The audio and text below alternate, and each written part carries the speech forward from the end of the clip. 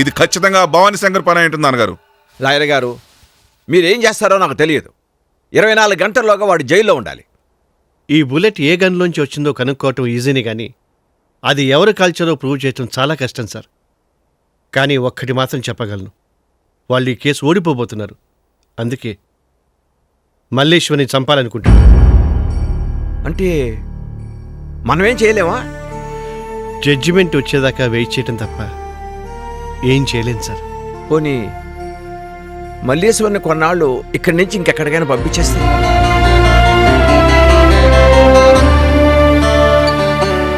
మళ్ళీ వైజాగ్లో మూర్తి వాళ్ళు తెలుసు కదమ్మా. నువ్వు కొన్నాళ్ళు వాళ్ళ ఇంట్లో ఉండాలమ్మా, సరేనా?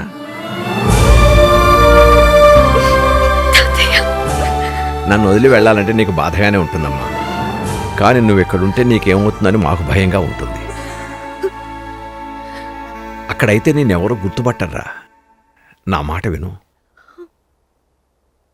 నా బంగారు తల్లి.